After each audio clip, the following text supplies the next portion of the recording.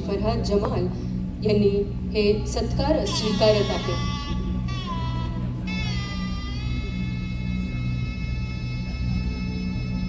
पद्मश्री स्वर्गीय फातिमा जकरिया, इन्हें सन 2006 में साहित्य तथा शिक्षण क्षेत्र में कार्य के लिए भारत सरकार ने पद्मश्री इस पुरस्कार से सम्मानित किया.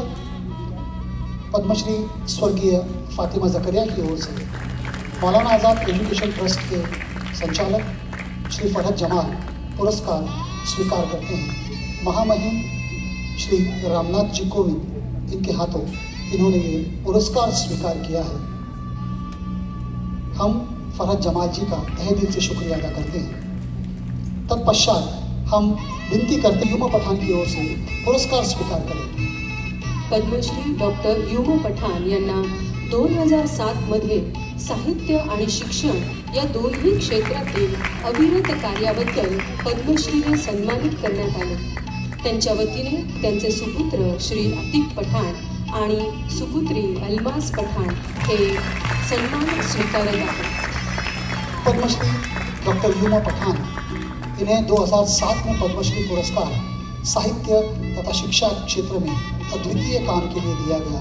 हमें भूषण है की वे या दोन्ही क्षेत्रातील लक्षणीय कार्याबद्दल पद्मश्रीने सन्मानित करण्यात आले. त्यांच्या वतीने त्यांची सुपुत्री डॉक्टर निवेदिता पांटावणे या सत्कार स्वीकारत आहेत. पद्मश्री स्वर्गीय डॉक्टर गंगाधर जी पांतावणे, इन्हें 2018 में पद्म पुरस्कार. शब्बीर सय्यद यांना 2019 मध्ये सामाजिक कार्यातील भरीव योगदानासाठी पद्मश्रीने सन्मानित करण्यात आले. आपणास विनंती की आपण हा सत्कार स्वीकारावा. निस्वार्थ दिल से गौ सेवा करने वाले सैयद शब्बीर जी को वर्ष 2019 में पद्म पुरस्कार समाज सेवा इस कार्य के लिए दिया गया. पद्मश्री सैयद शब्बीर जी. पद्मश्री गिरीशजी प्रभुणे यांना 2021 मध्ये अविरत समाजसेवेसाठी पद्मश्रीने सन्मानित करण्यात आले. आपणास विनंती की आपण सत्कार स्वीकारावा.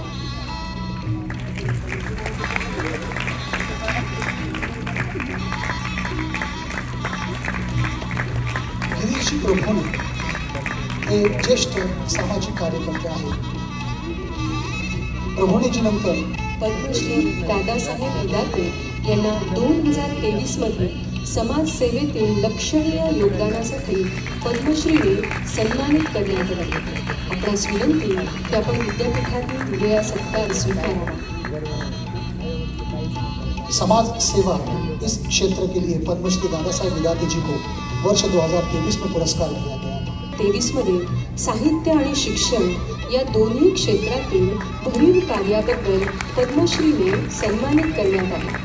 आपणास नम्र विनंती की आपण विद्यापीठाने केलेला सत्कार स्वीकारावा.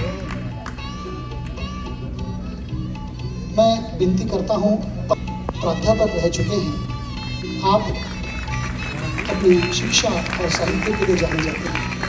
पद्मश्री डॉक्टर प्रभाकरजी मांडे यांना 2023 मध्ये साहित्य आणि शिक्षण या दोन्ही क्षेत्रातील लक्षणीय कार्याबद्दल पद्मश्रीने सन्मानित करण्यात आले. आपण हा आमचा सत्कार स्वीकारता याबद्दल आम्ही खूप कृतज्ञ आहोत. पद्मश्री डॉक्टर प्रभाकर मांडे जी, इन्हें 2023 में शिक्षा तथा साहित्य के लिए पुरस्कार दिया गया. आप इस विभाग में लोक परंपरा. कृषितज्ञ श्रीरंग देवबा लाड यांना कृषी आणि पशुसंवर्धन या कार्याबद्दल कृषितज्ञ या सन्मानाने सन्मानित करण्यात आले. आपणास विनंती की आपण सत्कार स्वीकारावा.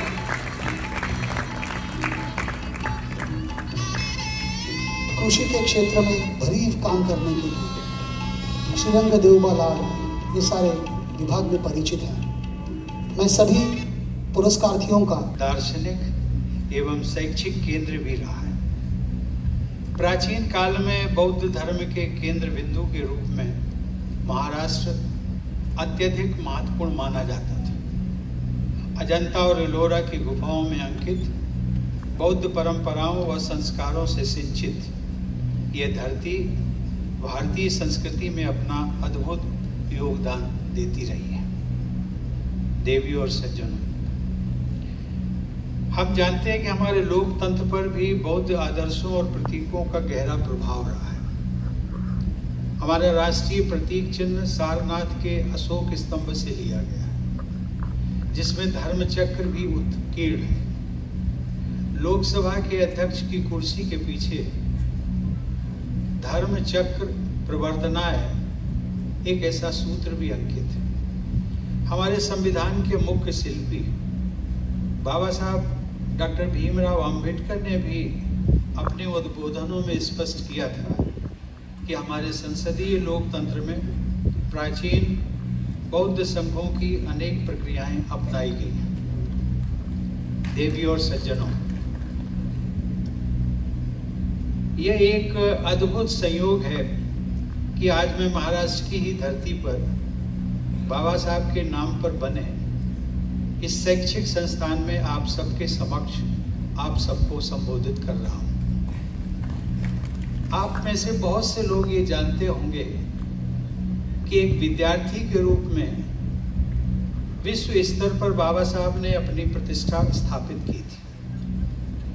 समाज के निर्माण के साधन के रूप में शिक्षा के महत्व पर बल दिया था।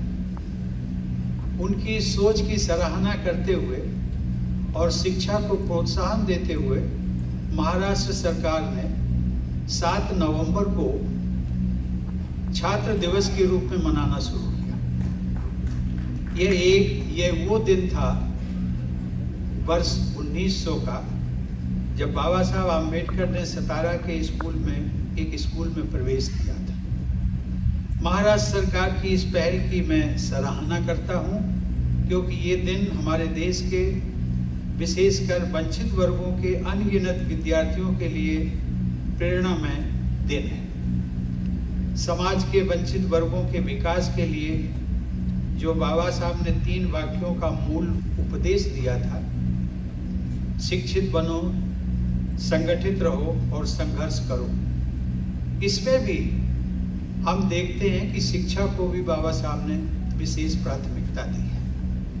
इसीलिए उन्होंने अपने जीवन के कई वर्ष अध्यापन काल में बिताए। शिक्षा के प्रति बाबा साहब का लगाव सर्वविदित है।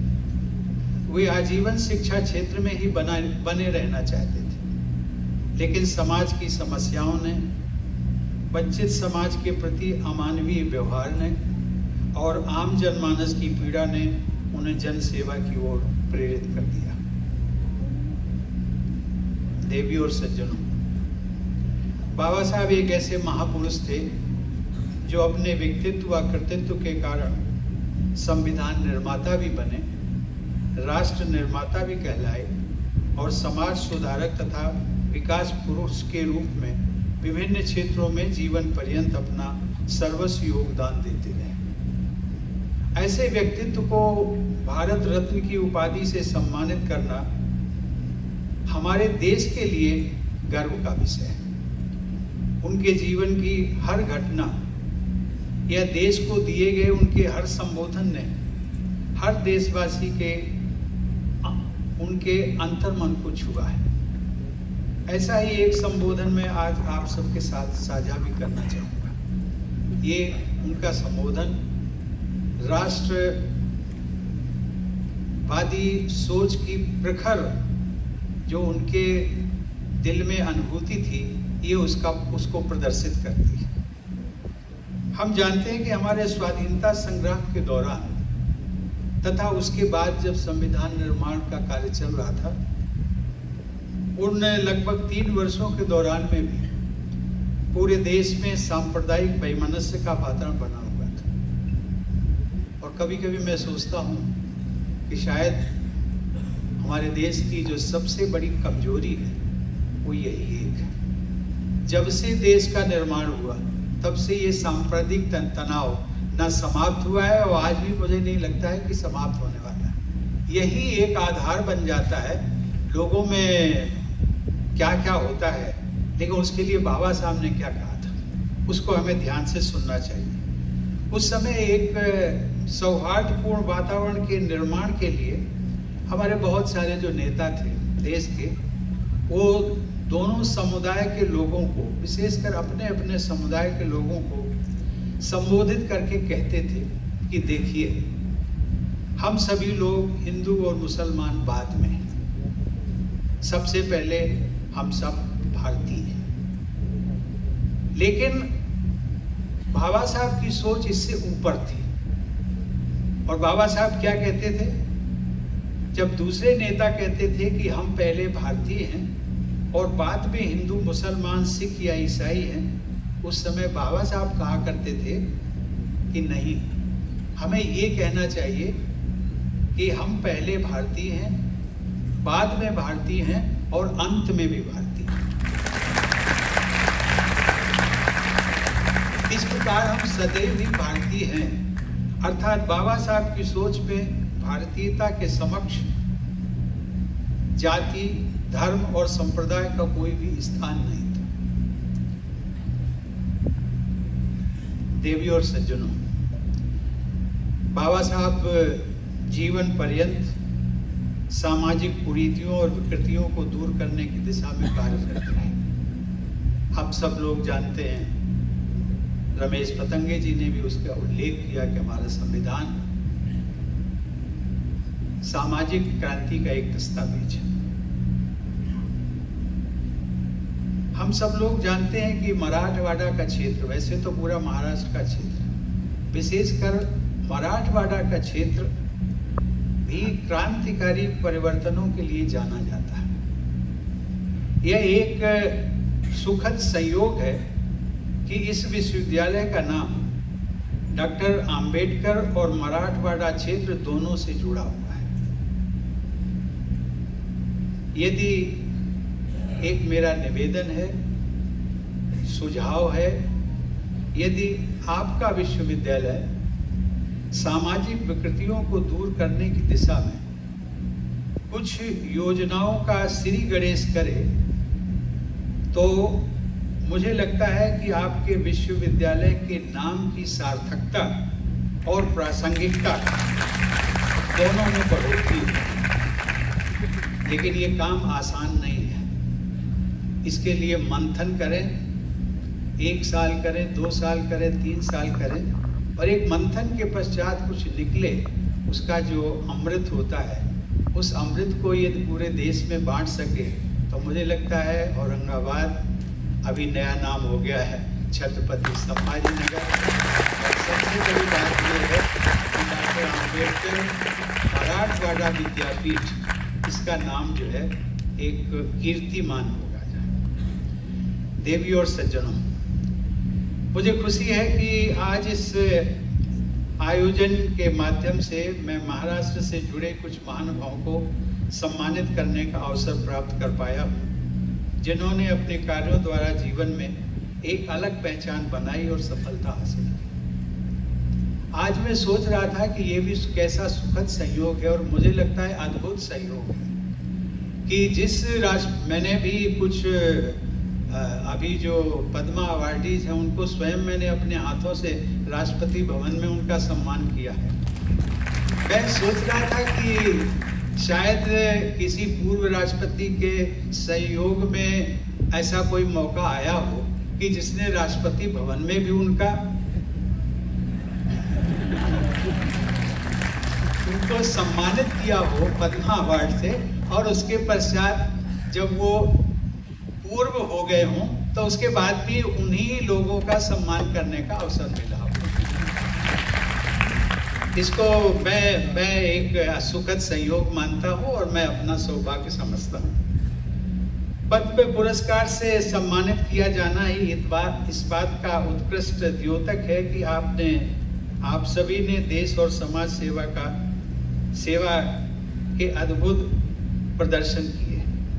मैं यहाँ पर उपस्थित राज्य को गौरवान्वित करने के लिए पद्म भूषण और पद्मश्री पुरस्कारों के सभी प्राप्तकर्ताओं को बधाई देता हूँ। ये समारोह अद्वितीय है क्योंकि ये हमें पद्म पुरस्कार के प्राप्तकर्ताओं के प्रति अपनी सामूहिक सराहना व्यक्त करने का अवसर प्रदान करता है।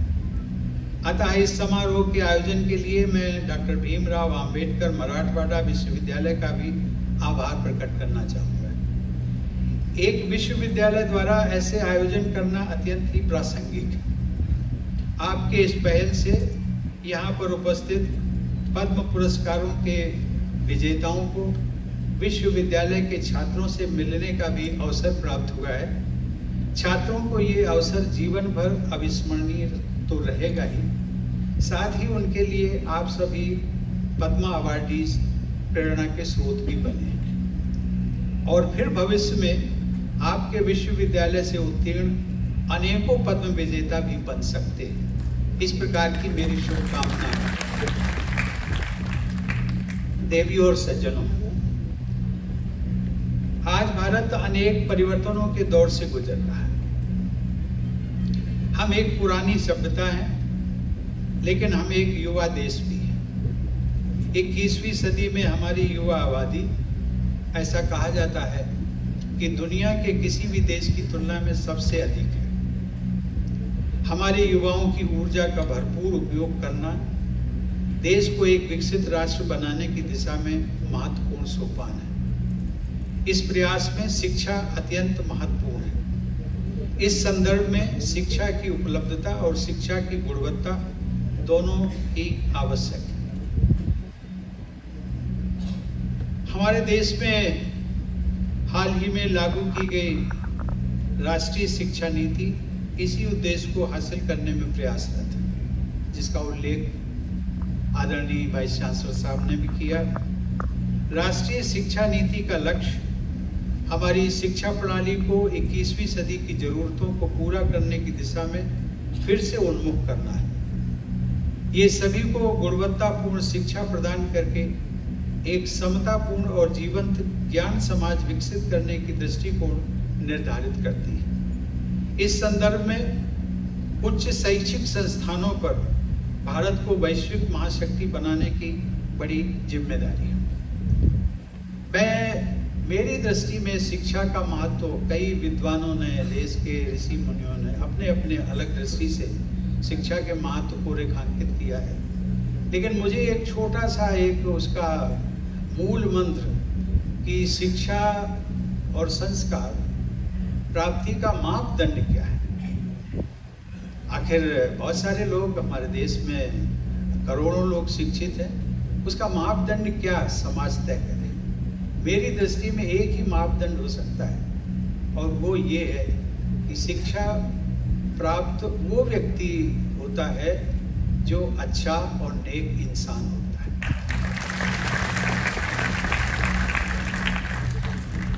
जो अच्छा और नेक इंसान बन जाता है अपने संस्कारों से, अपनी शिक्षा से, वो समाज के किसी भी क्षेत्र में जाएगा।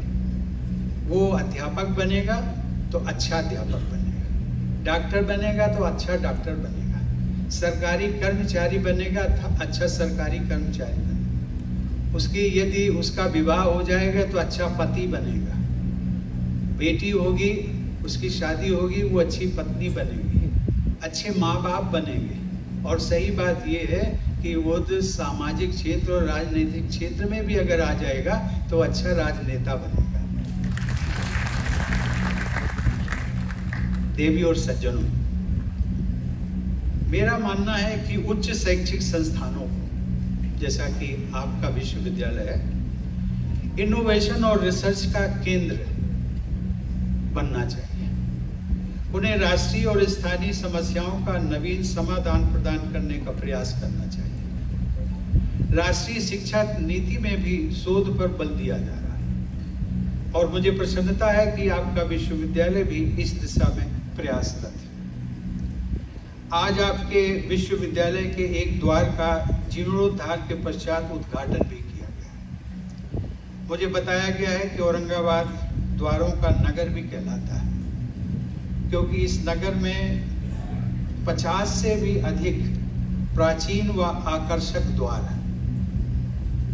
और आज कुछ जब लोग मुझे मिलने आए, मैंने पूछा भी कैसा क्यों, लेकिन मुझे लगता है ये इस देश की परंपरा है। जितने भी बड़े बड़े, कम से कम न केवल ये मुगल साम्राज्य और उसके पश्चात अंग्रेजों के साम्राज्य में, ये हर बड़े बड़े शहरों में इस प्रकार के द्वार बनाए गए। वो मुझे बताया गया कि यहाँ पर औरंगाबाद में भी दिल्ली द्वार है, दिल्ली गेट है।